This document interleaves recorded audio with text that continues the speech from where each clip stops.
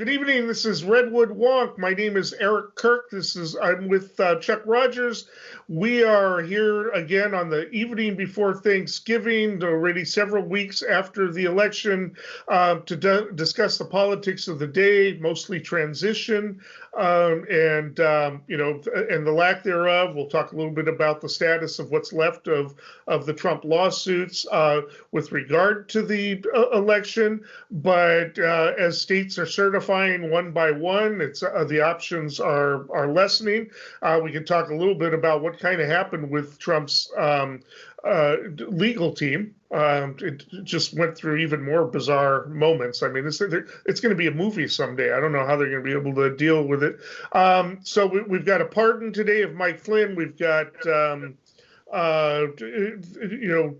initial talks about possibly getting some type of another stimulus, viral stimulus thing in. We're talking about the transition in terms of the Operation Warp Speed and COVID policy. Apparently, Biden plans to meet with a bunch of governors and mayors and wants to create a national policy that he says doesn't exist right now.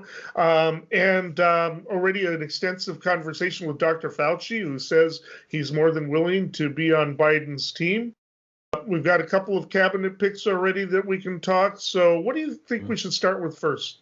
Well, just to comment on the movie you referenced there, I think that that clown show movie is just writing itself. I mean, that's going to be the easiest screenplay ever, and it continues. I mean, it even continued today. And as you said, we're recording this the day before Thanksgiving, but there was a bizarre meeting in Gettysburg, Pennsylvania, that Trump phoned into today, where he continued to say that the election needs to be turned around. So I think what he's doing there is just trying to keep the base riled up for fundraising purposes, while at the same time, finally, the General Services Administration released the transition funds. So the transition is happening, even though Trump is telling his base that the election was rigged and stolen, and he was still using those words in that language today. But I think it's all about fundraising. And, I even read today that some of the folks who have been following this very closely are saying that the fundraising is going to be a few dollars of a donation goes to where it's supposed to go. The rest of it in the fine print is going to be headed toward paying off his debts and his political debts, his campaign debts, and so on. So he's continuing to rile up the base, even though the transition is continuing. And so far, I'm pleased with the cabinet that President-elect and Vice President-elect Harris have announced so far. If you just listen to them as they were being introduced and the remarks they made, what I heard was competency, professionalism, experience, qualifications, a readiness to lead the world rather than retreat from it. And I thought it was refreshing, and it was good. It was some good news that I think this country needed. Tony Blinken, I wouldn't say he's a progressive necessarily, but he also is not a hawk. Right. He is very much a multilateralist person, very much about building alliances, very much about, competency. He's calm, has a calm demeanor, has cultivated relationships. I saw a report on Fox News. They're trying to attack him because of some Chinese donations to the foundation that he's been working with. Apparently, it's not all that unusual, and there's nothing under the table about it. It's all on the up and up, and a lot of different foreign countries actually do participate with that organization. China happens to be one of them, but that's, if that's the scandal they've come up with, it's pretty, yeah. And they even admit there's nothing illegal about it, but why all that Chinese money, right? That's been their theme for a while. But other than that, it looks like he's pretty squeaky clean and is going to go through. Not much objections from the left. The left are, of course, saying, well, when are we going to see some progressives being assigned? Still a lot of cabinet positions and other positions to be filled. And still a lot of talk about Bernie Sanders, the Secretary of Labor, which will be interesting. Will he pass in the Senate? Probably, because he's cultivated relationships with Republicans over his years in the Senate, and they might be happy to get him out of the Senate. So, it's so there, it is moving along.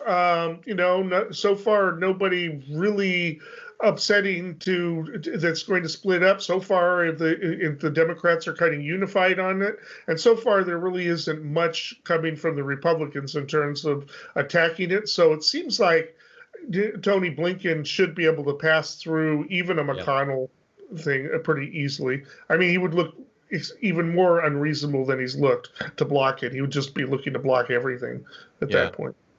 I also like Janet Yellen for Treasury Secretary as well. I think that's another one, just to follow up on what you were saying about Blinken there. I think Janet Yellen is probably going to sail through with confirmation with no problem. In fact, even though a couple of days ago, or maybe it was just yesterday, that Trump took credit for the stock market crossing 30,000, most of the economists I read in response to that thought it was the appointment of Janet Yellen, somebody who was competent, who they knew, who had experience. And so I think that's why the stock market bumped above 30,000, not because Donald Trump took credit for it. But I'm also reading that, and I think that I agree with this, that President-elect Biden is also going to retrieve some of the folks who were cast aside by the Trump administration, like Sally Yates and Vindeman and some of the other folks, Yovanovitch, and some of the other folks who really took a punch to the gut from the Trump administration when they were trying to stand up and tell the truth. So I think he's going to try to incorporate some of them in the administration somehow. I don't know. I think Bernie is probably in line for labor secretary. I agree with you. And, I think he may get confirmed. Who knows? You're right. He has developed, even though he's progressive, he's developed a lot of relationships over the years. A lot of years with folks who are still in the Senate, but who knows what'll happen there. And let's not forget that the president-elect could also appoint acting secretaries, just as Trump did, to some positions. And maybe that's a plan B for him as well. We just don't know. Yeah, I did read a third theory as to why the stock market went up, and that was because the transition had begun. So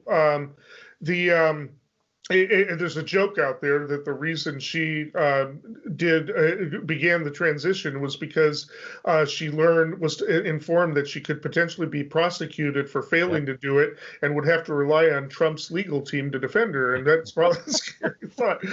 Anyways, I mean, I think they've had between 30 and 40 cases dismissed by now. But so the transition is moving forward. There is discussion between the teams. So far, no discussion between the presidents or vice presidents yet. Harris said that, at this point, there hasn't been any discussion between her and Pence. And I don't know, maybe those discussions won't happen. We'll see. I mean, there are some people who are saying that, before the Christmas break, Trump will go to Mar-a-Lago and will not return to the White House after that. That's my view. Yeah. He's not acting like a president right now. He's doing very little. His cabinet are doing a few things, but he did a press conference. He's not taking any questions. Some of the networks are saying, if you're not going to take questions, we're not going to bother covering you. We're not your propaganda, forum.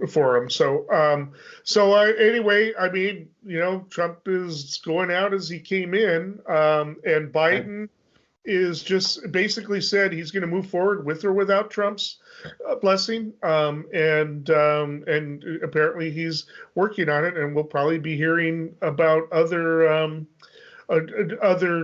picks over the next week or so. I think the left was also happy. I don't think the left was really happy with the possibility of Susan Rice as Secretary of State. she's seen as kind of hawkish, and Yeah. so. And I think that because of her association with the previous administrations, the Obama administration, and going all the way back to Benghazi, I think that, and maybe I'm sure you read this as well, that would have been a tough confirmation. Just because of that, that would have given the far right in the Republican Party something to really hammer on. So I'm a fan of Susan Rice. I think she's very bright and capable. Maybe there's another place for her that maybe doesn't require Senate confirmation, because she and Biden have worked together for a lot of years. I think he trusts in her ability and her professionalism, and so maybe there's another spot for her. Maybe someplace in the White House that doesn't require Senate confirmation. Maybe, and I mean, the Republicans look for any excuse to bring up Benghazi. It's a fundraiser for them. Yeah. So, we talked a little bit about, is Trump actually serious? Is he really putting up a fight? Does he really think that any of the lawsuits are going to succeed, or is he really just taking suckers for their money? I understand he set up an inauguration day fund. He's inviting people to show up to his inauguration celebration. He's raising money for that. He probably hasn't spent all the money from the last one. That's a whole controversy. I mean, he's in trouble in New York State for misusing nonprofit funds. I mean, this is his go-to. This is his modus operandi.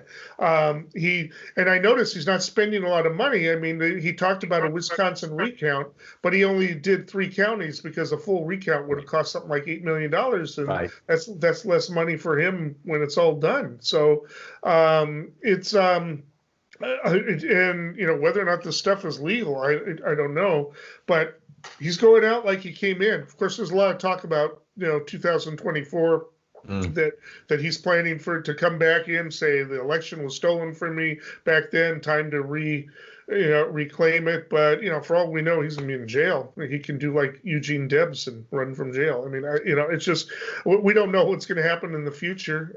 If he pardons himself, and quite frankly, I've been reading up on this. I don't see why he can't. There's nothing in the Constitution that says he can't. He has pardon power. Although Nixon's attorneys advised him not to do that, but that might have been more political than that. He knew that Ford was coming in, and he could make a deal with Ford. But but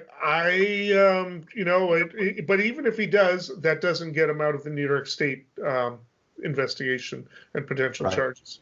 Right. Well, boy, a lot to unpack there.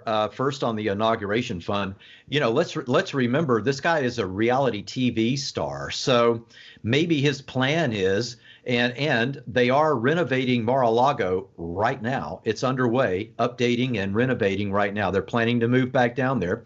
Maybe what he plans to do in reality TV fashion is to have an inauguration at Mar-a-Lago and invite his base to show up somewhere, and maybe that's what he's going to do. I don't know, because his whole reality TV background is all about his brand. So maybe that's what his plan is. I don't know.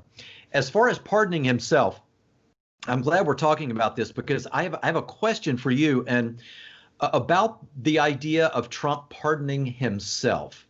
What about the fundamental principle that a person cannot be the judge in his or her case?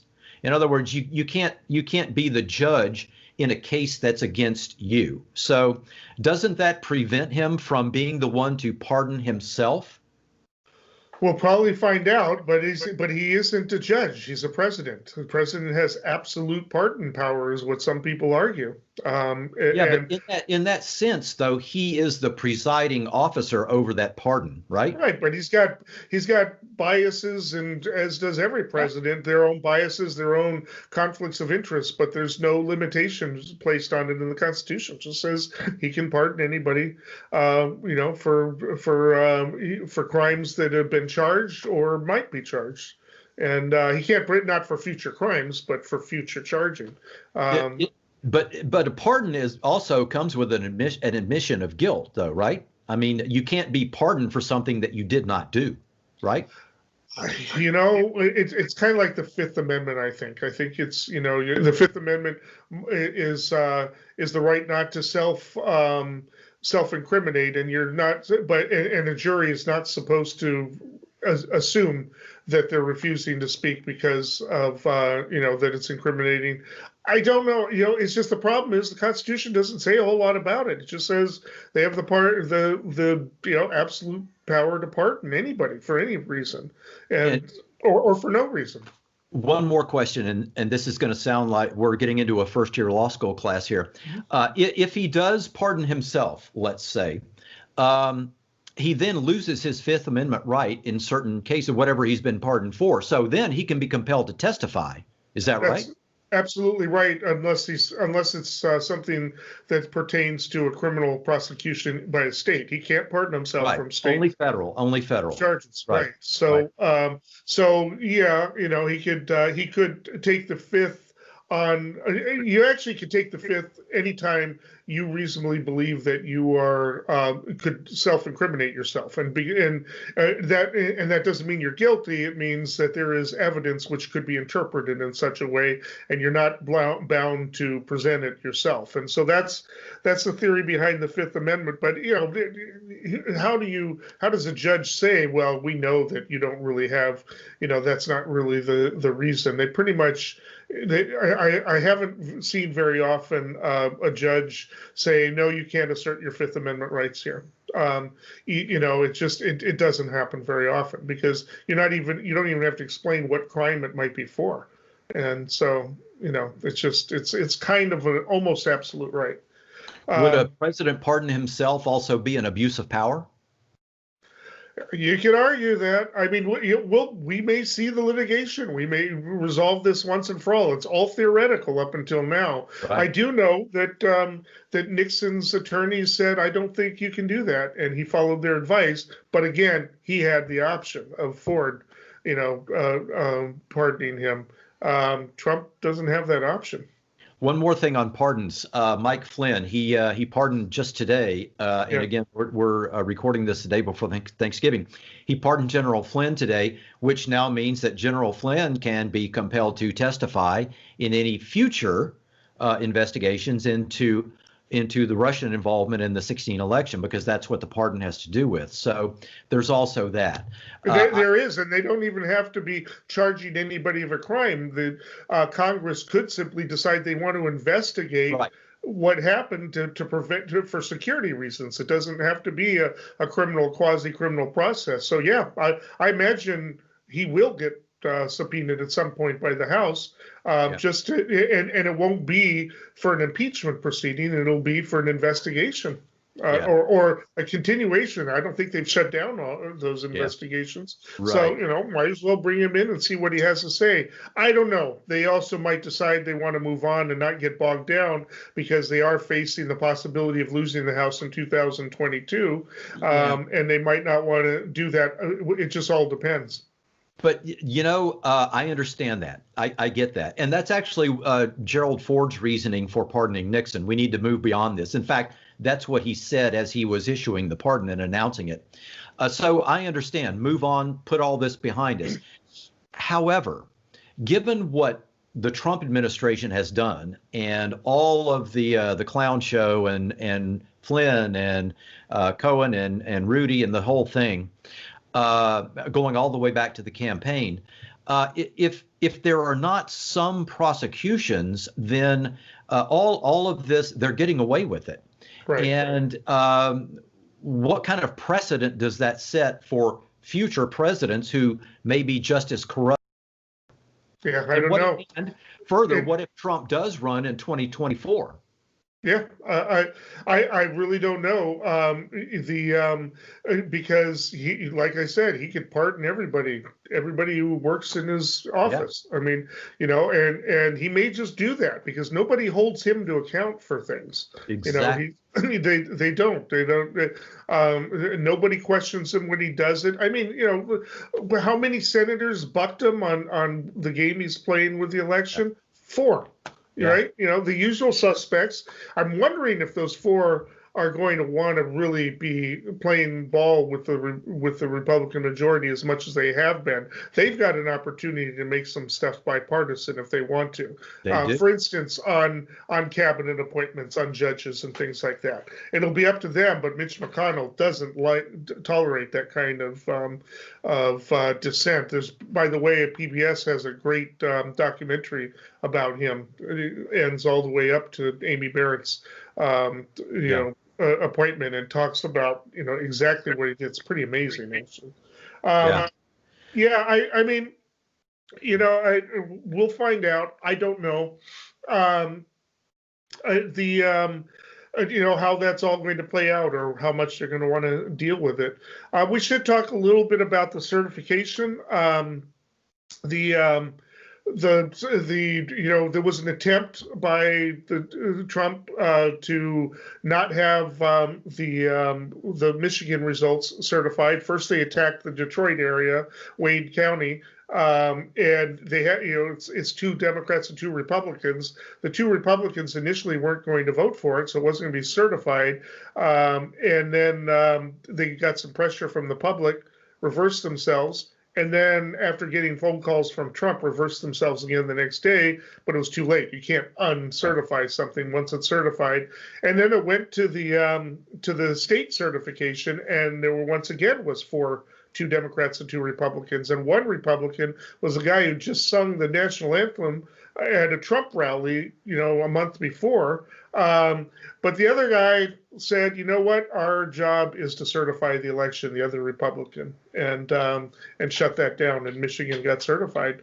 We'll see what happens with Pennsylvania. And apparently the Kraken, Sidney Powell, is supposed to be filing a lawsuit about Georgia. She was pretty much kicked out of the legal team because the rumor is that she's basically going to accuse not only the Secretary of State down there, but Governor Kemp of crimes. Right. So, and they didn't want to be any part of that. Right. And so there's a lot going on in Georgia just because of all of that. And there are even reports just today that some of the furthest right Republicans in Georgia are so angry at the Republican Party in Georgia. And as you mentioned, that's the governor and the Secretary of State who oversaw the election, certified the election with Biden the winner, of course.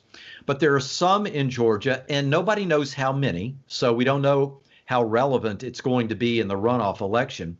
But apparently there are some in Georgia who want to Republicans who want to punish the Republican Party in Georgia for certifying the presidential election and take it out on the Republicans in the Senate race and just sit out the runoffs on January the 5th. Now, whether there are enough of them who would actually do that to make a difference in the election, to put two Democrats in, we don't know. And I haven't seen any reporting on that. But there are apparently enough of them who are so angry that they've gotten the attention of the Atlanta Journal-Constitution and a couple of other outlets there that it's a possibility.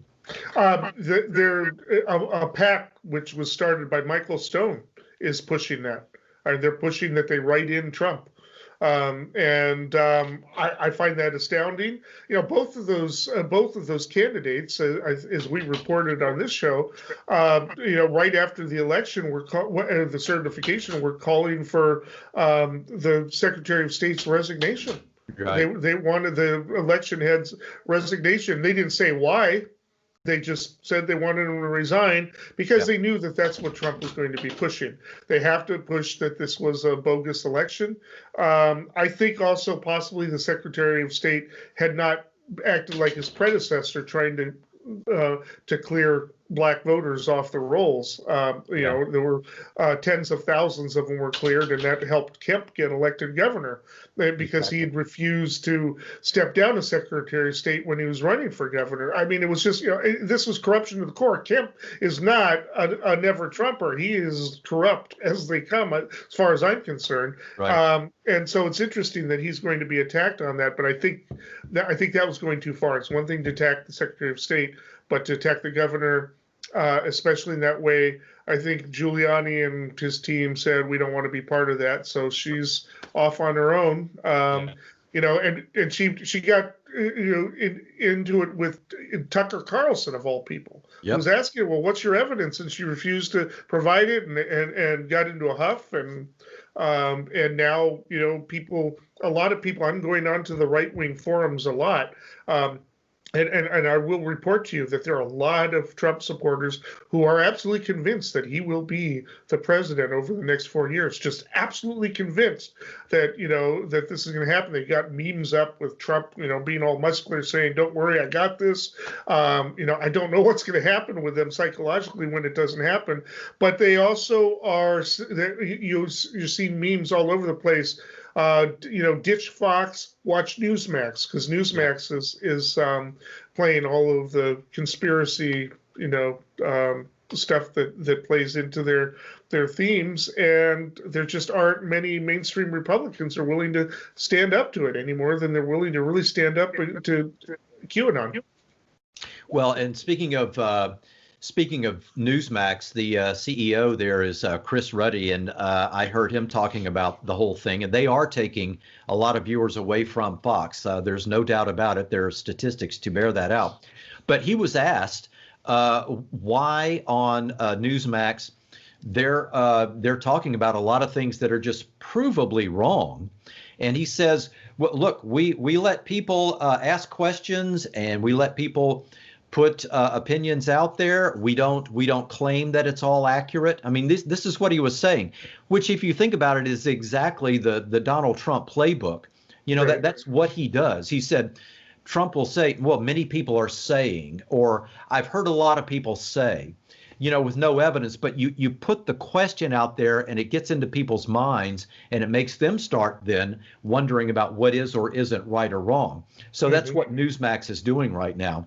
And it's really disgusting. But one question I have for you, since I don't wade into the right wing talking areas there like you do, what kind of evidence do they think there's going to be to overturn the election? I mean, what is the mechanism they're talking about that's going to leave Donald Trump in office?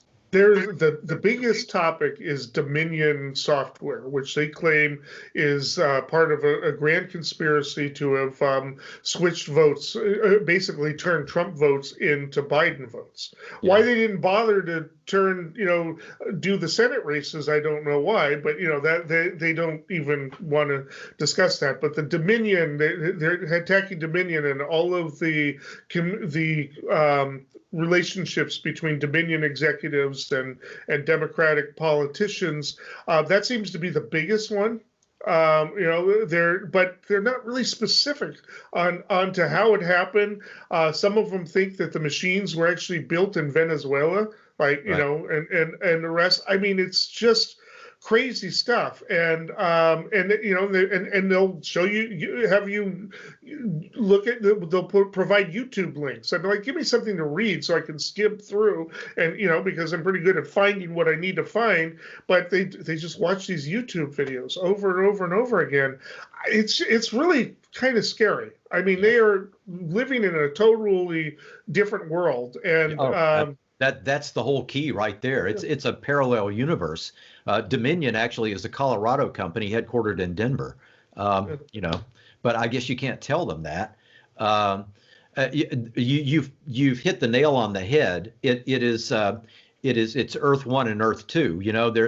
And there's no conversation between the two. It's a completely different set of what they call facts. That's why we can't have a conversation, because we can't even agree on what reality is. Yeah, no, I mean it is fascinating, and you cite anything that isn't Newsmax or Epic Times or something, Hmm. a far right source, Yeah. and they just won't even read it. They don't Yeah. want to be exposed to it. And I don't know what the solution to that is. That I think is one of the biggest questions for our society in general going forward is what to do about that. And as far as I know, and I do a lot of reading on that particular topic, I have found no one so far who has a workable solution to that because it's very complicated and even involves First Amendment issues. So. Uh, it's a quandary, and I don't know how it gets. I don't know how that gets I don't fixed. know either. Yeah, I mean, it's you used to have a common news story. Maybe Yep. you wouldn't agree with everything in it. Right. Maybe you would think it was biased in some way or be upset. But everybody watched Walter Cronkite. Everybody watched, the I forget who the other one was, but they all watched him, and and when right wingers accused Cronkite of being biased, and wanted him to make some change, he basically said, "F you, I'm Walter Cronkite." I mean, because everybody trusted him. I mean, it was just, but I think it started to really go downhill in terms of separate mediums in the 1990s with talk radio, Yeah. when talk radio took off, and The, that seemed to the, be where people get their news. yeah. The other ones were Huntley Brinkley on Hmm. NBC and Frank Reynolds on ABC. So, yeah, at least there was a common set of facts that we could all talk about because we all had the same set of facts that we could discuss. And that does not exist today, and that's part of our problem. So, Yeah. Yeah, anyway, that's is where we're at because yeah, I mean, I feel like I'm in a strange land there when yeah, I'm reading through their stuff, and I mean, okay, there's a lot of religious stuff, there's a lot of kind of conspiracy stuff, but it's just it's relentless, yeah. and it all comes from about three or four sources, Mhm. or sources I never heard of, and they are convinced, and they're going to continue to send him money, and Yeah. he'll keep taking it. Well, So I think that this issue that you raised does explain the 73 million. I believe as of today, it's 73.8 million people who voted for Trump, because as far as they're concerned, they're voting on facts that they believe control their reality. And the 80 million plus who voted for Biden are voting on a completely different set of facts in their reality. right, So that's what's going on here. That's why we have basically two different countries right now trying to exist within a common border, who see reality in completely opposite terms. yeah, Uh, and just as a society, we need to get this fixed somehow. I know that Joe Biden today was making a lot of overtures in that direction about healing society in a talk he gave today, and that's all good. But the what's left out is how do we do that? And outreach is one thing, but making it actually happen is something totally different. I agree. You mentioned that yeah, it's just under 74 million so far for Trump. Biden passed 80 million Yeah, yesterday, yeah. and he's about 4 percentage points ahead. So Mhm. we can't call this a landslide, but it also wasn't close. This wasn't a squeaker. Oh So no, the 16 election was much closer. I believe Trump won by 3 million. I mean, Clinton won by the national total by 3 million in yeah, 16 or something like that. And yeah, Biden is now up beyond 6 million, and it looks like I believe it's 2% left to count. A lot of that is from the state of New York, New apparently. York, because they're only at about 85% counted, Right, and a right, lot of it's in the New York City area. So Trump isn't exactly. going to get a lot of votes from there. So presumably, the Biden total is going to go up, and the margin will widen. Right Yeah, now, it's about 51-47. So maybe it'll end up, who knows, 7 or 8 million in the margin. I don't know, Yeah. but some of the projections talking about those numbers turned out to be about right. There were a lot of people who were predicting about 150 million votes in this election. And that looks like it's going to be, somewhere between 150 and 155, maybe, or 160. Well, I know actually, if we're at 80 and 73, we're over. So Yeah. So yeah, about 154. Yeah, somewhere. So we could get to 160, maybe. I don't know. I don't think there's High 6 million 150s. votes out there, but probably high 50s. I mean, California's got about 200,000 votes left. Last I looked. So states around there, even when it says over 98% have been counted, that's still a lot that has. But the last time I saw, the only ones that weren't marked on New York Times above 98% counted were New York and Maine. Maine isn't that big, so it's not going to have that big of an impact. So yeah, Biden is going to increase his. And by the way, that's another thing I saw on this website is they all say, wait a minute, where did all these votes come from? What happened to Trump's votes? Because they believe that if it came after election night, they have to be made up. Well, yeah. In fact, Trump said today on that when he phoned into that meeting in Gettysburg, Pennsylvania, he told the people there that he won the election by a lot. I mean, those were his words. He said, we won the election by a lot. That's why it's going to be overturned. Of course, giving no evidence and no mechanism for that or anything. So, but that's what they're being fed. And that's what they believe then, because as you say, that's where they get their information and nowhere else. Yeah. So what they're being told is that Trump won by a lot, but Biden is going to be inaugurated. So that means we have a lot of work to do. And I don't know how it gets done to convince people that Biden actually won the election. And I don't know how much damage to our electoral process is being done in the meantime by this. I don't either. I mean, it really is testing the institution of democracy at this point in time. That and I know that millions of them would probably support a military coup if Trump could pull it off. I have no doubt whatsoever. And that's a real scary thing. I don't know what to do about that. They are just in a completely different realm of thinking, and there's no commonality. And now they're even going to their own social media. The one I'm on is referred to as exodus to what's the right wing. Parlor. That's where they're meeting and the rest. But an interesting thing, they're already running into some censorship there because the people that want to boycott the Georgia election are being censored at Parlor. There was supposed to not be any censorship. So they've got a little bit of a problem there, but we'll talk about that another time. I may actually get an account over there. I don't know. I get in a weird frame of mind after having these discussions for a long time. Brave. Well, and they're not stupid. These are not stupid people. These are articulate people who know how to write, who have a little bit of historical knowledge, even if it's kind of whacked. And the rest of these are not, people from the backwoods who, are illiterate. This is not what we're dealing with here. These are actual people, smart people who have, who just live in a completely different reality. See, this is fascinating to me, and I think it's one of the most important things that people need to be talking about right now is how these two sides can talk to each other. So when you're in discussions with them and you say they're bright people and so on, how do they respond to you? I mean, are you able to engage in a conversation or not?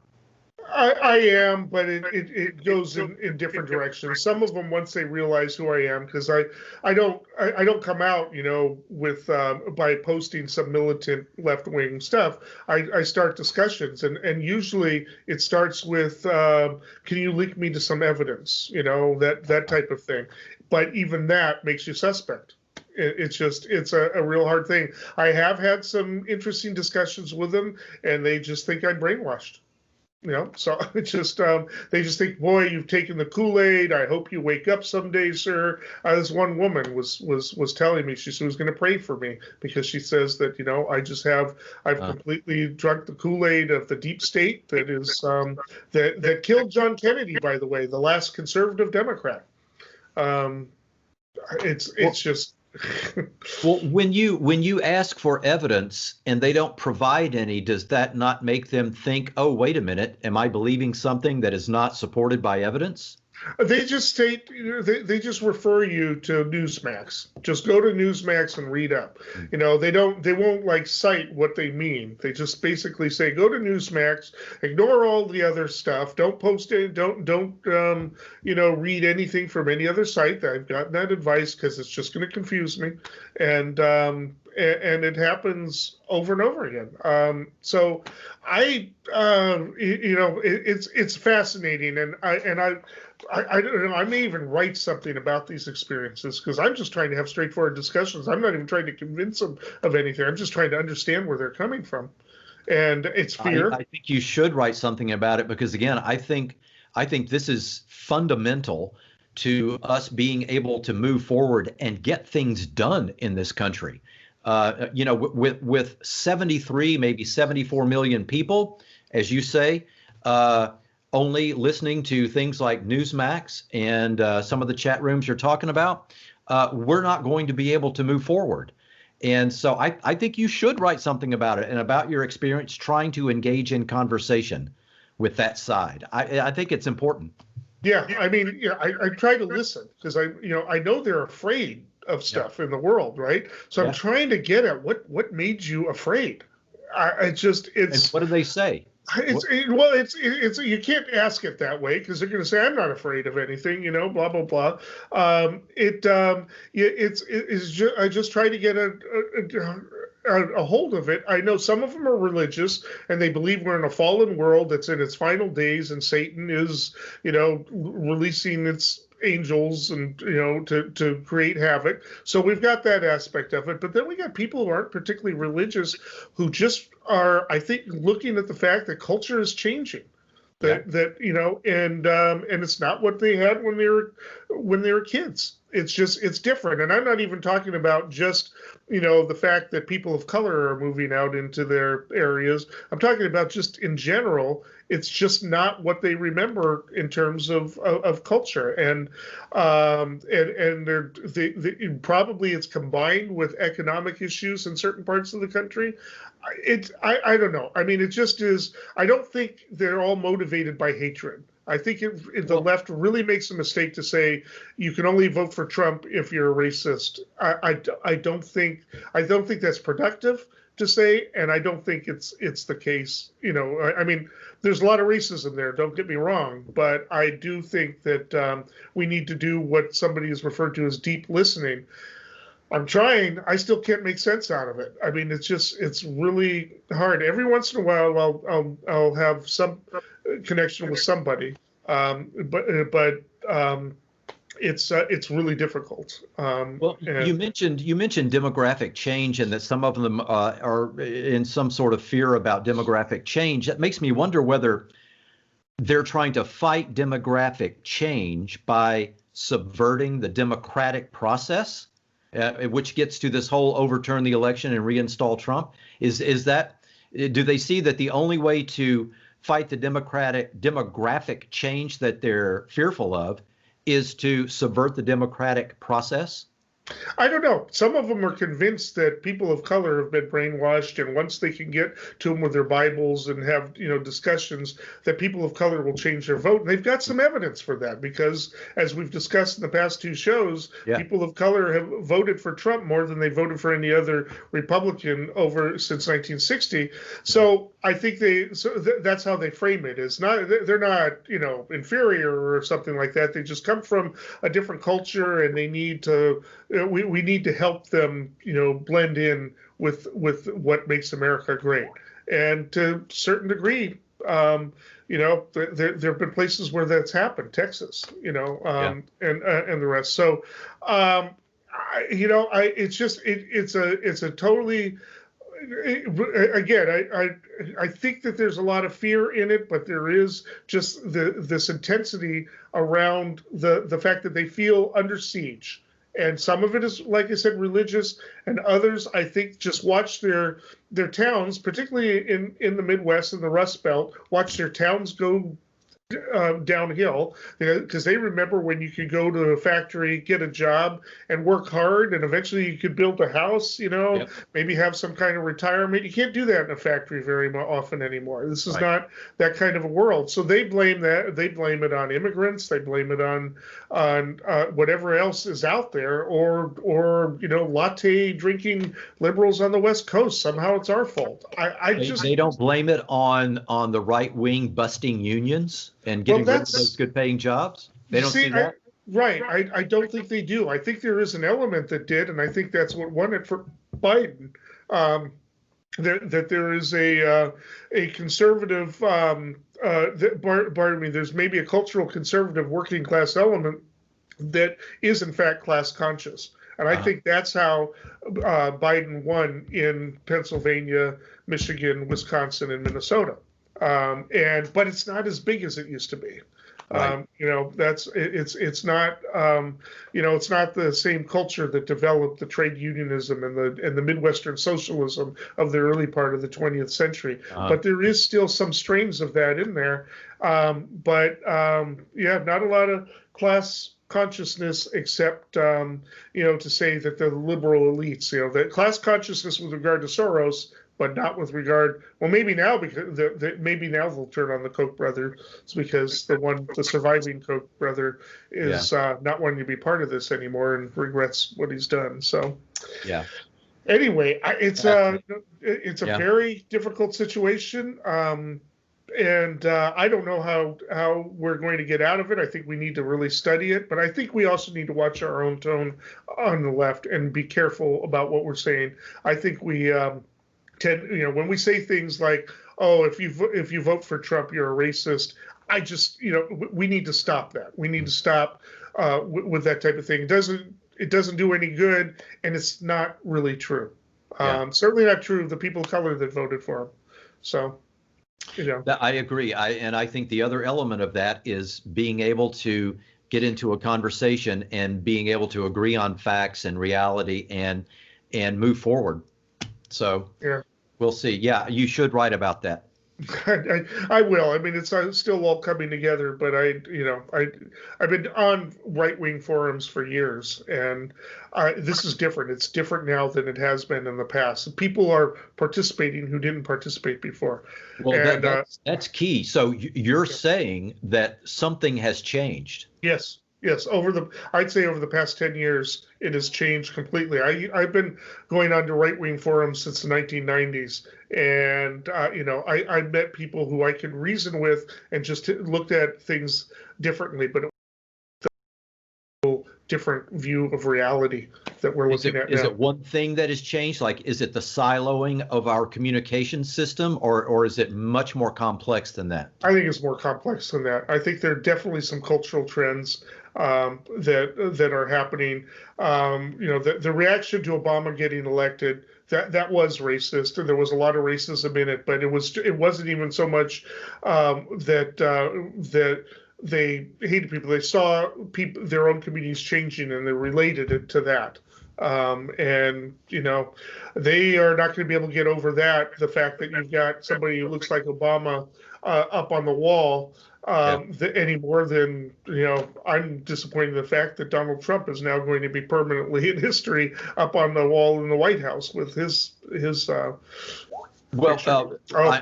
know we're getting close to on time, but one last thing on that, because this is so interesting.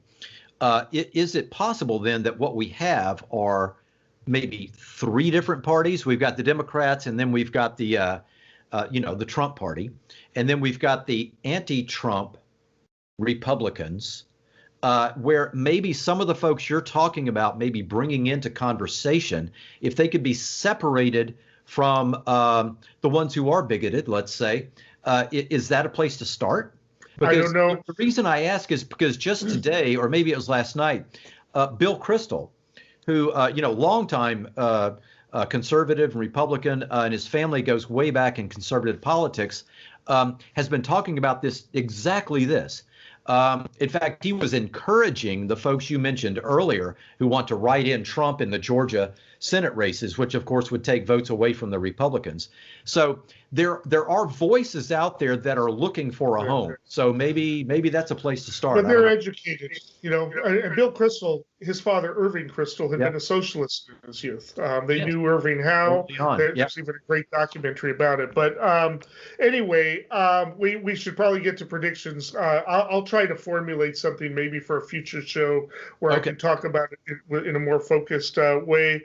But predictions, I don't have a prediction on the Ossoff race yet, but I am predicting, it's a tentative prediction, that Warnock is going to defeat Loeffler in June 5th. Ossoff and Perdue, I'm not quite sure. Loeffler is blown, and I think getting the COVID is blown, and I think that that there is going to be some trouble getting some of the Trump vote to be elected, and Warnock is a damn good candidate. Yes, he is.